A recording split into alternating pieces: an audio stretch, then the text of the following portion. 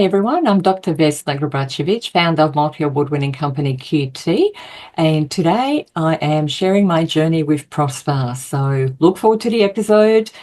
You'll be inspired and educated, and Prosper certainly asked some wonderful questions.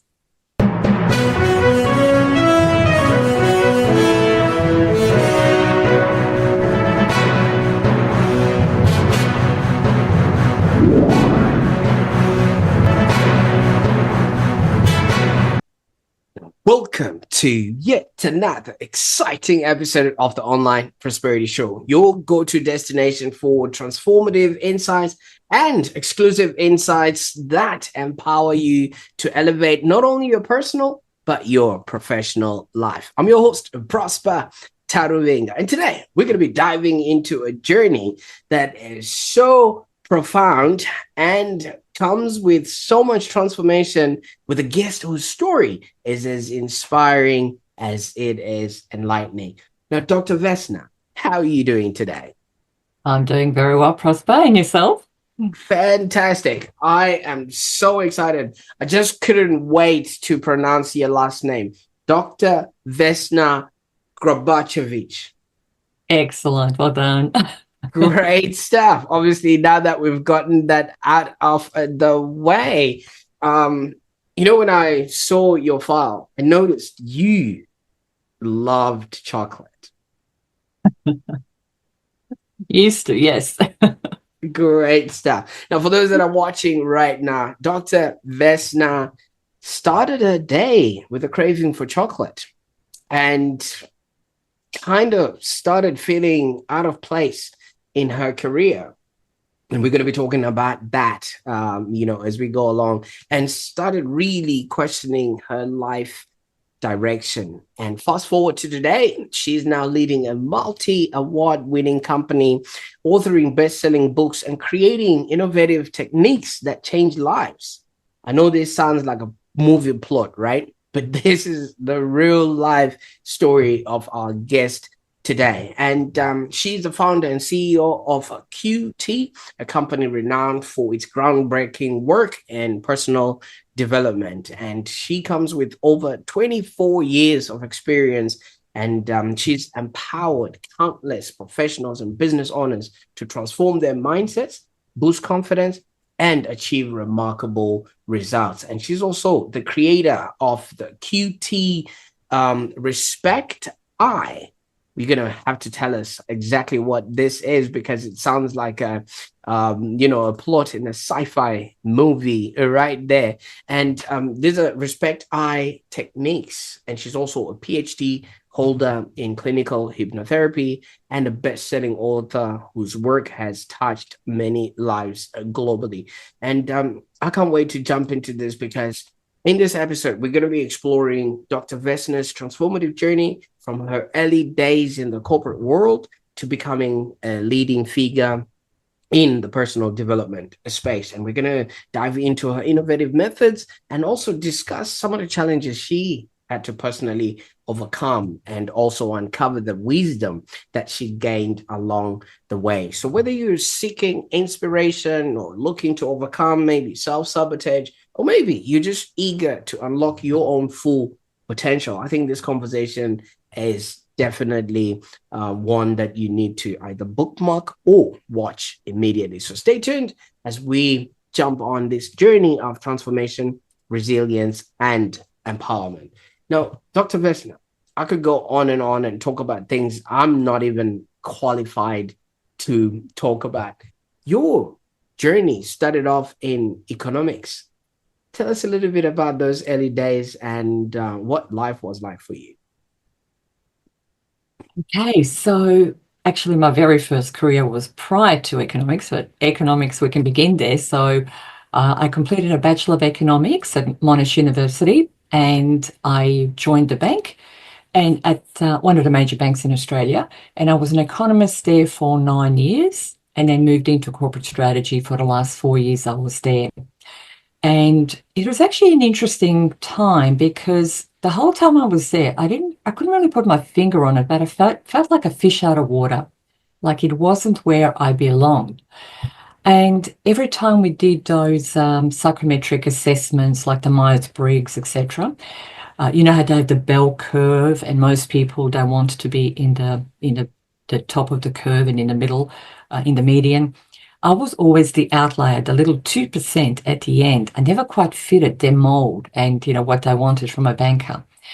And so, you know, all of these sort of signs started to give me little clues that, you know, I'm not really fitting where I'm meant to be. And then one day, this was about 9 years into being at the bank, I woke up and I didn't want to go to work, which was so unlike me because I'm very much, I have a strong work ethic. And, you know, I'm my word, I walk my talk, I'm very congruent. And so this was out of character for me. And I'm thinking, what's going on? This is so unlike me. So it was like a red flag. And I paid attention and I thought, okay, I need to explore this. You know, what is going on? And I decided that I didn't really want to be at the bank. It's not where I'm meant to be. I couldn't see my future at the bank. So I asked myself a very important question. What do I want to do when I grow up? And I didn't have the answer. So I thought, well, I better find out. And that's where my self-development journey really began. The last 4 years that I was at the bank, I did a lot of self-development, lots of courses, trainings, spent basically, well, invested rather, it is an investment, invested a whole house in my self-development, the equivalent of a house, yeah. And well worth the investment. Fantastic. And thank you so much for starting us off on that sort of a high note. But, you know, that day when you had to ask yourself, what do I want to be when I grow up? Obviously, you'd arrived at a place you didn't want to as a person. Yes. Did you know as a kid what you wanted to be? Oh, that's interesting. I had lots of changes. As a kid, my initial aspiration for career was to be a nurse. I wanted to be a nurse. And you know, never mind that I had a fear of blood and I'd faint at the sight of blood. I still wanted to be a nurse. And it's something very interesting happened. I was studying all the science subjects in my early high school years. So I chose science subjects. And then in the third year of high school, um, third year of high school, something interesting happened during a science class. Everybody was given a test and we had a substitute teacher. And like in every school, you have, you know, the girls that are, you know, the good girls, and then you had the girls that were, you know, a bit playful and naughty. And so the naughty girls, so to speak, decided to cheat. And the teacher punished everyone. Everyone got a C. And I got a C. And that was my first C. Prior to that, I was a straight A student. And I thought, oh my gosh. And I made a life-changing decision there and then. I thought, there's no way I can be a nurse. So I changed my subjects in the next year into humanities and started to study legal studies, politics, and economics, and no science at all. So that was a big turning point. Absolutely, absolutely. And thank you so much for that tidbit of information, because as a kid, obviously, you will be influenced by the people around you. And in this instance, these people in your class then really, Yes. really changed the course of your life. But the kid that wanted to be a nurse, who around you would have maybe shown that to you, that was maybe a career path? Were there people around you, or because obviously there has to be some sort of reference point that you would have seen, or was that from TV or any experience in your life that would have made that? Nobody in my life was a nurse or in the medical field. I think probably from TV. I must have picked it up from TV or somewhere, but there wasn't somebody I looked up to that was a nurse at the time. Yeah. So Absolutely. I'm not sure exactly where it came from, maybe TV. Yeah. Absolutely. Hopefully not like my little girl, Dr. Vess, who wants to be a witch, apparently, because that seems to be the thing that they're watching on TV now. And even last Halloween, she was dressed up as one. So I hope that's not going to be a career choice or something that we're going to have to deal with in the future. Yeah. Now, obviously, now that you had changed your path and things of that nature, was it an easy change for you, considering you're somebody who was looking into sciences and now you have to study people and obviously economics and things of that nature? Um, Initially, it was a bit of a blow because, getting a first C was like, I perceived it as, a failure. So I needed to recover from that. So I thought, okay, well, it just means I'll need to do something different. Obviously, I blew that out of proportion. That was probably an overreaction in hindsight, because of the circumstances. Yeah. So it wasn't a reflection directly on my performance. It was the circumstances. And although having said that, I'm very grateful because that led my journey to where I am now. So, everything happens for a reason, I believe. So I'm glad it happened. Yeah. Absolutely, absolutely. Now, there's also something that comes up here a little bit. Was there any expectation for this kind of success or this accomplishment, maybe in the environment that you were in, for you to hold yourself to such a high esteem? No, no, there wasn't. There wasn't. It was just me wanting to be at my best. That was it. Yeah. Mhm. Yeah. Absolutely. Now, because you have already given us this tidbit of information that when you woke up one day, you Mhm. didn't want to go to work. Could that have been a scenario where something was not maybe adding up and you were not achieving the results that you were looking at from, your vision or view of what that role should have given you, that you then decided maybe this is not for me at that time? Not really, except probably I was being underutilized in that role. I probably could have been doing more. Yeah. Yeah. So it's like you've got potential. You want to make sure you use the potential. Yeah. Yeah. Absolutely. Now, what sort of roles or what do they expect of you? If you can just give us a outline of what this 9 years, Oh, okay. typically the kind of things you were doing in the bank. Yep, with economics. Basically, I moved from domestic economics to international economics. So, in the last role, I was an international economist, which basically meant I was forecasting interest rates, exchange rates, economic growth for the major economies around the world. So, UK, US, Japan, Ireland, and a couple of other countries where the bank had exposure. So my job was to pretty much come up with the forecasts and then sell those forecasts effectively to people in the treasury dealing room, for example, to my seniors and other so-called internal customers. Yeah. So I was Mm. pretty much as I call it now in hindsight, a glorified salesperson, and without realizing it. So, and it was interesting because when you got the forecast correct, you didn't really get much recognition. It was an expectation that you're correct. Yeah, it was just a given. But when you got it wrong, oh boy, did you hear about it. So you developed a tough skin because the dealers in the treasury room, you can appreciate they have a lot of money riding on the forecasts and they're Mm. making decisions based on those forecasts. So you want to be right. Yeah. So Oh, that's an interesting journey. Yeah. So I started off having probably, because I kept a track of this, probably about a 40% accuracy, which wasn't great. And then I went up to 80% accuracy. So that was much better. absolutely. And Mm.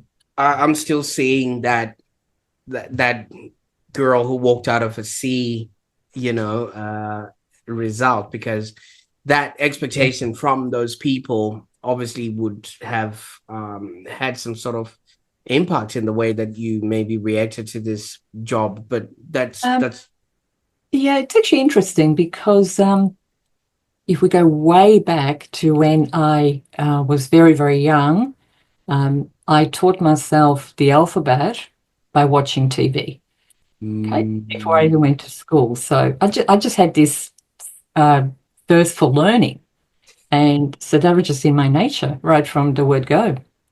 Mm. Absolutely. And maybe Yeah. that's the reason why you couldn't fit in the bank, because obviously the bank has a certain look, Yeah. feel, and type of person who could withstand all these pressures, ups and downs. And Yeah. half of the time, maybe there was not much room for you to then expand and learn. Maybe that Mm. could have been it.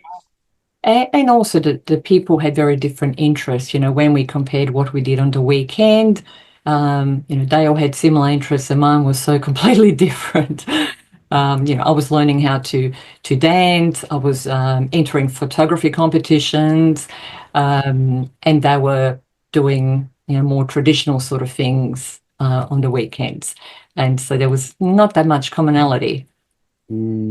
Absolutely. But having said that, a few of them lived through my experiences vicariously by their own admission. So, Absolutely. Now, the next part is what then defines, the rest of your journey, because you now underwent 4 years, an equivalent of a house, a mortgage, to say, uh, that you have obviously undertaken in yourself. Hats mm, off to that. So many people stop learning at age 12 from the stats that we mm. have been reading, and you just kept going on and on. What sort of things were you immersing yourself into? Okay, so the very first seminar I did was a 2-day weekend learning about the subconscious mind and how the subconscious mind works. And that, I guess, created some curiosity in me. It's like, oh, what else can I learn about the subconscious mind? So I went and did more seminars from there, and then that led me to certification trainings, and that's where I came across NLP and hypnotherapy and became certified at a trainer level in both. And that was in 2000 that I became certified, and that's also the year that I resigned from the bank and started my own company. Yeah. Fantastic. I mean, obviously, with all that information, the only, what do they say? The sky is the limit. You can then Mm. move forward. But Yes. there's usually a challenge that a lot of people face, especially coming from a stable career. A bank is one of those esteemed, types of career that if you get it right, then you're set for life, so to speak. And you can Mm. just keep moving within the banking sort of sector. But you left that and went on to start your own business. First of all, were you not afraid? I had a lot of fears, heaps of fears, Prosper. I had a fear of everything you can name, plus fear itself, and lots of self doubts, lots of insecurities. And part of that 4 years of self development was about identifying those and letting them go.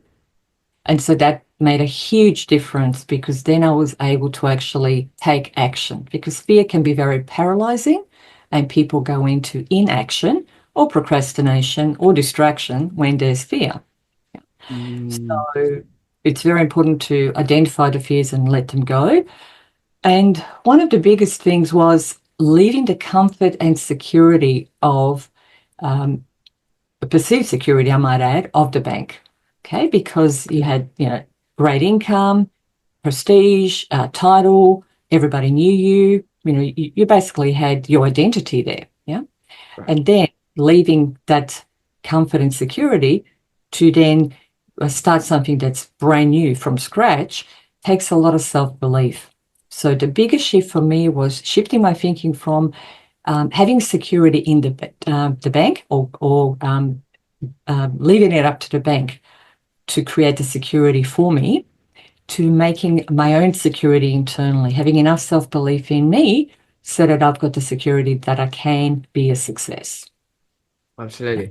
But That when it is, comes to business, just like the same question I asked you earlier, there has to be some sort of frame of reference. Like if there would have been somebody that, if they have done it, like a Roger Bannister type setup, if you have somebody that that has run the 4 minute mile, you can possibly do it. And especially if they're related to you, that could be Mhm. something that you could fall onto. Did you have anything like that you could point to and say, they did it, or if they can do it, Yes, then maybe I can do it myself? absolutely. Well, there were a lot of people. out there who had made similar transitions in various industries. Plus, my mum was quite entrepreneurial, and so we together moved from Croatia, which is where we're originally from, and came to Australia in 1974. Only a couple of suitcases with us, like most migrants. And mum actually, while on the plane, set a goal that within 10 years of arriving in Australia, she wanted to own her own restaurant. And she already had training in hospitality back in Croatia. And so that was the goal she set on the plane. And so she worked very hard, worked 3 jobs, and within 8 years achieved that goal. And then ran a very successful restaurant in Malvern for the next 10 years. So she was a reference for entrepreneurs, a reference for determination, a reference for, what it takes. Yeah. Absolutely. I mean, obviously, when you have people like that, it just makes it even more visible, what it is that you're trying to achieve. But those are external sort of motivations and things of that nature. Internally, you introduced us to a girl who loved chocolate, who had a few interesting lifestyle choices, Yeah. and obviously may not have been geared up for this part of the journey. How did how did you face those challenges? Yeah, there were a couple. So there was a professional one and there was a personal one. The professional one was quite an interesting experience that comes to mind. When I first resigned from the bank and sent my email, I wanted to give everybody I knew in the bank a courtesy of letting them know I was leaving. So I sent an email to hundreds of people I knew around the bank that I've worked with in some sort of capacity, and told them I was starting my own company, etc., etc. And within 24 hours, I received replies back from these people randomly. Yeah, randomly, positive, negative, positive, negative. Some were so supportive, others were so negative. And it just reflected their own beliefs, Prosper. That's all. Okay. So, and the interesting thing was that after these emails come through, 24 hours later, my head was spinning and I'm thinking, have I made the right decision? I started to question myself, going, oh my gosh. And at that point, I made a very important decision. I decided to only surround myself with cheerleaders from that point forth, and only people that support my goals and dreams. So that was very, very important because, you are your environment. You've heard the expression. So you need to make sure you surround yourself with people that are going to support you. Yeah. So that was an interesting professional experience. Yeah. Yeah. Absolutely. I love that a lot because so many people would, like you said, they just, are reflecting on their own limited beliefs, and it's not a reflection on yourself, and they're just projecting their own fears onto you. So if you Right. hang around with the people that are not going to be helping you propel, that would definitely hinder your success. But Mm. there's something that you keep repeating, and I hope you'll be able to address this. Uh-huh. All right. So when you got a C, you made a decision to switch your focus on studies. Yes. All right. And when you were obviously 9 years into the work, you made a decision that maybe this is not exactly where I need to be. Mhm. And when you then made that, when you actually followed through, took the action of resigning, you also made a decision to look for your cheerleaders and things like that. Now, these are very important decisions. First of all, how important is it for somebody to actually make decisions in their life? Because so many people abdicate that particular decision making process to other people and hope for the best. And Yes. the second part of the question is, how do you know you've made the right decision? Yeah. Great questions, Prosper. Really good questions. Yes, it's much more empowering if we make our own decisions, and it can be quite disempowering if we hand over that decision making to somebody else. So it's always better to make decisions for yourself. The key is to never, ever, ever make a decision out of fear or self-doubt, because you'll always regret it later on. Okay? You always need to make a decision out of an empowered headspace. Okay? So trusting yourself is really, really important, because then you can trust yourself to make the right decisions. Okay? Because the opposite of trust is fear and self-doubt. Absolutely. Now, you went on and obviously started this journey, and right now, one of the things that you have done and has given you acclaim is your quantum transformation respect I, and it's actually a registered sort of program and things of that nature. Can you explain what that QT respect I is, or what sort of techniques are involved, and how do they maybe differ from all the traditional methods that people use in personal development? Yeah, absolutely.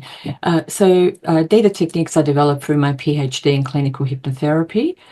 And essentially, they're ideal if people are in disempowering relationships and they want to transform them into empowering relationships.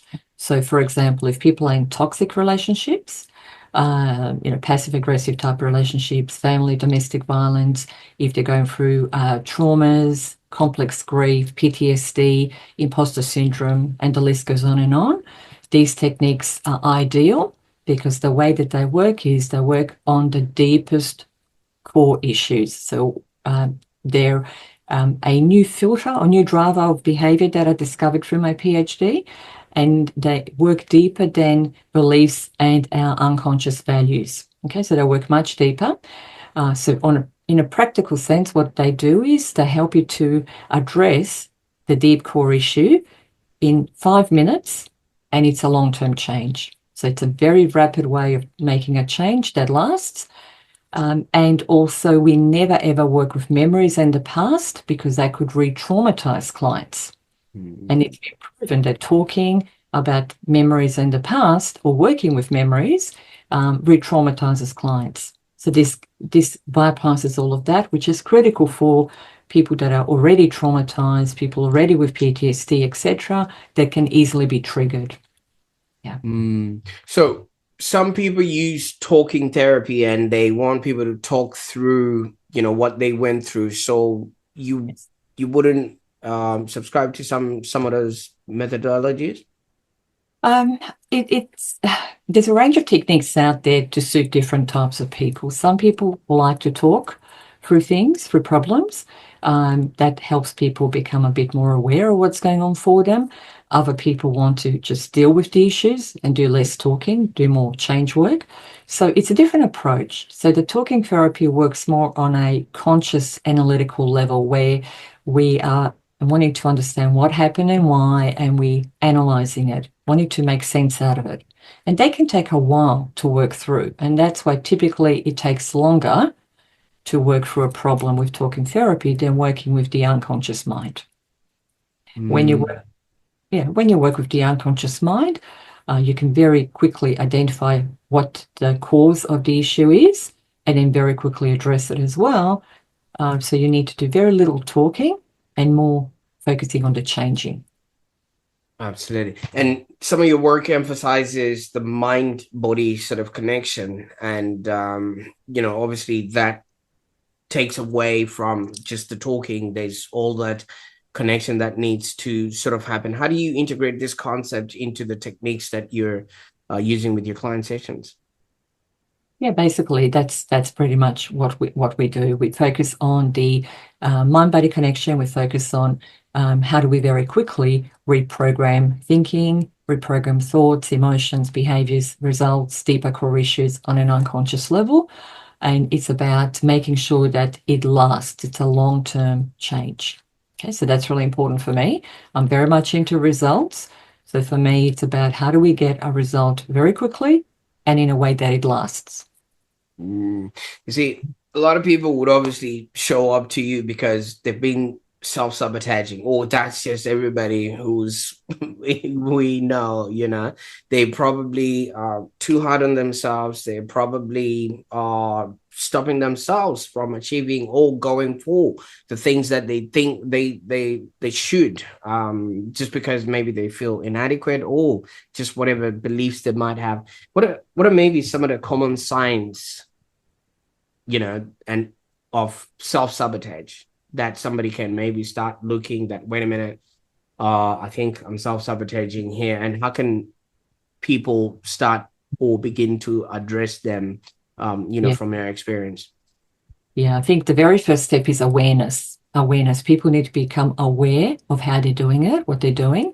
And I would suggest that people pay attention to a number of things. Pay attention to their thoughts. Are their thoughts positive or negative?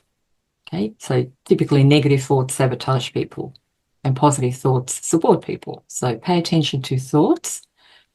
Pay attention to your language. Is the language positive or negative?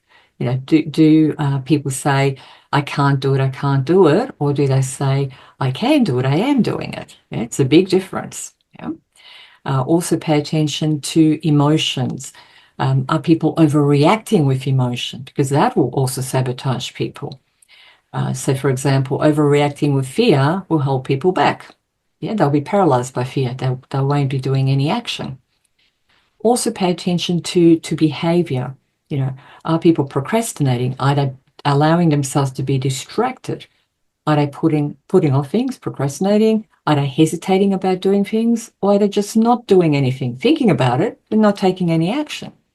Okay, so all of these are feedback. This is all feedback to us as to, are we moving forward? Are we holding ourselves back, or are we allowing ourselves to move forward and have the success we want? So self-awareness is very important. I concur with that a great deal.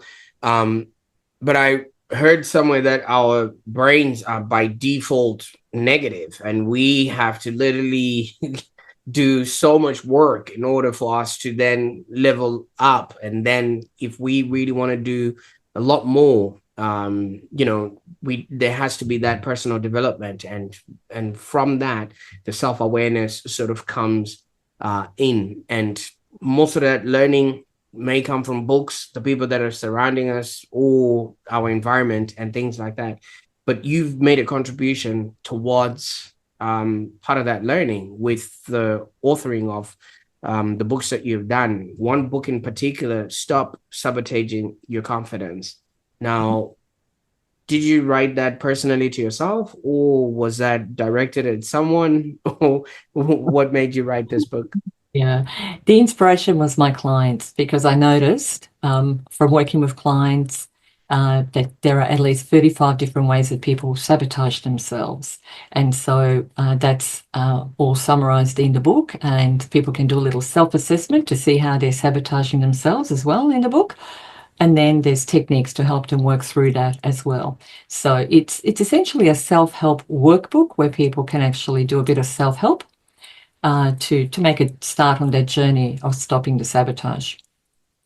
I mean, when it comes to self-help, there needs to be some sort of motivation, some sort of accountability, some sort of obviously follow through and things of that nature. I could tell everyone I'm doing my exercises, but no one is going to know if I am or I'm Yeah. not. And that's how a lot of people sort of get away with their life, just thinking nobody's going to know. You have obviously empowered thousands of clients and maybe helped so many other people along this sort of journey. What's been the overall reaction to your methodology and methods, especially the fact that most of them are not mainstream? Yeah. People that come and see me are ready for change. That's the key criteria. Right. They're fed up with, the patterns they're running. They're a place where they're over it. I've been there, got the t-shirt. You've heard that expression. They're over it, and now it's time for them to make a change. Okay, so they've probably had a bit of pain, whether emotionally or psychologically or some other way, and now that's given them enough momentum to then seek help and actually make a change. So people need to have a willingness to make a change, not willpower, a willingness, a desire to make a change. And that needs to come from within them. And so typically there will be generally free catalysts that cause people to make a change. The first one will be that things are really, really tough and things have got really bad. They have to do something about it. So a negative one.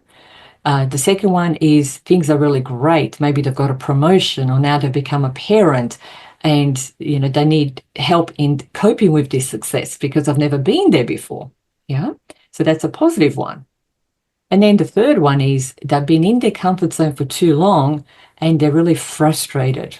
And that's where I was at the bank, really frustrated, not fulfilled. And they've got to the point where it's just too much frustration, not enough in life. Something has to change. So typically one of those three catalysts will get people to reach out for help.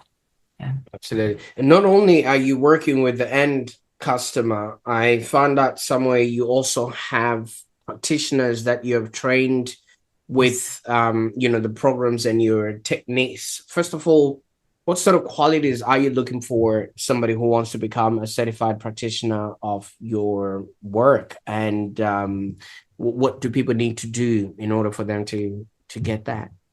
Yeah, they need to have a real desire to help people. That's number one. They need to be in it for helping people, not for the money. Yeah. Okay, so that's really important, which links to integrity as well. They need to come from ethics and ecology, which means never do harm, always do the right thing by clients and everyone, and also walk their talk. They need to be congruent and walk their talk, so they're constantly working on themselves so they can be objective with their clients and really help them when it comes to working with them. Absolutely. And for somebody who might be thinking of maybe joining you as a practitioner, what would be the best way that they can maybe get a hold of you and be in touch with you? Yeah, probably the best way is to reach out via email. So vesna@qttransformation.com. So you're very welcome to reach out via email. And keep in mind that those traits that I talked about for being a good practitioner are traits that also get developed through the training. And people actually transform through the training and make sure that they become congruent within themselves as practitioners as well. Because most people walk in with fears and self-doubts, and we need to work through those so they can become the practitioner and the person they want to be.